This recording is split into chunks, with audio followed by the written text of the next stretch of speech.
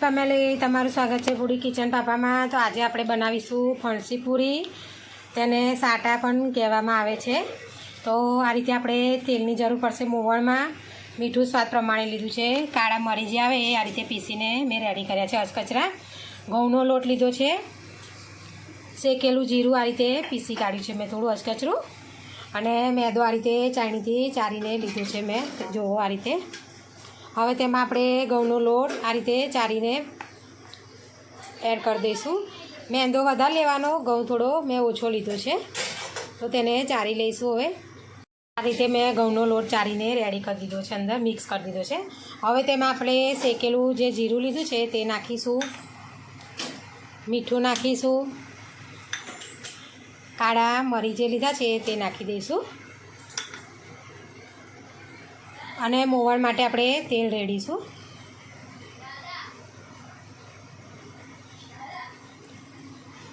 આ રીતે થોડું મોવણ વધારે લેવાનું, જેથી કરીને આપણી પૂરી એકદમ સરસ પોચીને ક્રિસ્પી થાય।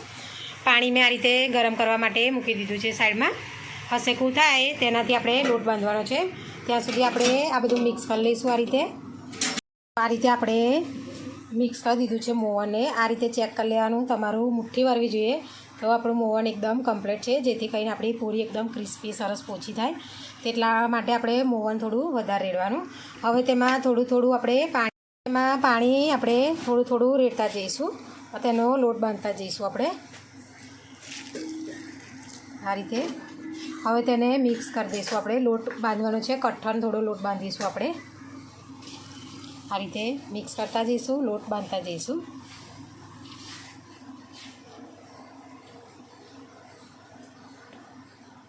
આ રીતે આપણો લોટ બાંધીને રેડી કરી દીધો છે। આ રીતે થોડો કઠણ એવો રાખવાનો। હવે તેને આ રીતે ઉપરથી થોડું આપણે તેલવાળો હાથ કરી તેને મસળી લઈશું। તેને મસળીને મૂકી દઈશું આપણે, અડધો કલાક માટે રેસ્ટ માટે મૂકવાનું છે। તેને ઢાંકીને એને તેલવાળો આ રીતે હાથ કરી દેવાનો। આ રીતે તેલવાળો આપણે કરી દીધો છે। હવે તેને આપણે અડધો કલાક માટે રેસ્ટ આપી દઈશું, ઢાંકીને મૂકી દઈશું તેને। હવે આપણે તેનો સાટો બનાવી લઈશું। લોટ આપણે અડધો કલાક માટે રેસ્ટમાં મૂક્યો છે ત્યાં સુધી। તો આ રીતે મેં ચોખાનો લોટ લીધો છે અને તેલ લીધું છે। તેલ ના હોય તો તમે ઘી પણ તમે યુઝ કરી શકો છો, પણ મેં તેલ લીધું છે। હવે આપણે લોટને તેલમાં એડ કરી દઈશું, તેને મિક્સ કરી લેવાનું છે આપણે આ રીતે ચોખાનો લોટ નાખી દઈશું, તેનો સાટો બનાવી લઈશું, તેને મિક્સ કરી લઈશું। હવે આપણે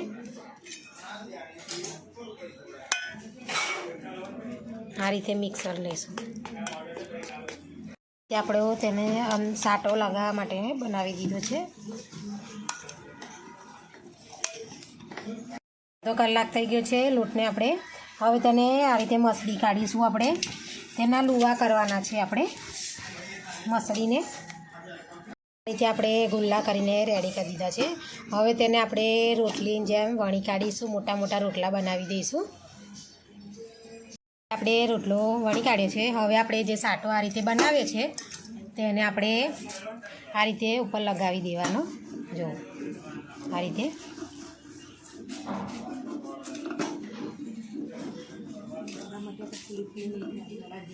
તે લગાવ્યા પછી તેને આ રીતે રોલ કરી દેવાનો।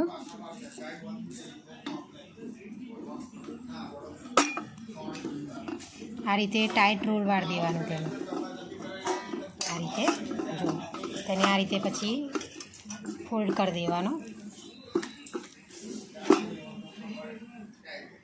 એ વાર્યા પછી તેને આ રીતે ચપ્પાની મદદથી એક સરખા આપણે પીસ કરી દઈશું આ રીતે।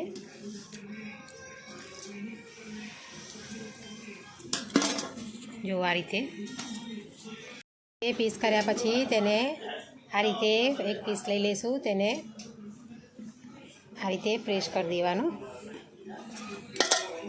તેને આ રીતે આપણે વણી લેવાનું છે। જો લાંબુ એક આમ વેલણ મારી દેવાનું, આડું એક વેલણ આ રીતે ઊભું મારવાનું આ રીતે, જો થોડી તેને આ રીતે જાડીને એવી રાખીશું આપણે। તેવી રીતે હવે આપણે બધી પૂરીઓ બનાવી લઈશું. આપણે બધી પૂરી વણીને રેડી કરી લીધી છે.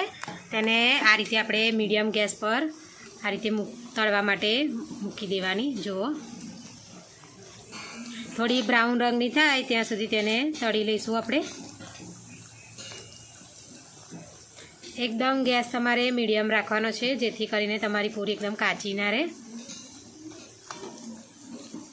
જો આ રીતે બ્રાઉન રંગની થોડી થાય ત્યાં તેને પલટાવી દેવાની. આ રીતે જો એ બ્રાઉન રંગની આપણી પૂરી થઈ ગઈ છે. તેને હવે તેલમાંથી આપણે કાઢી લઈશું આ રીતે બહાર.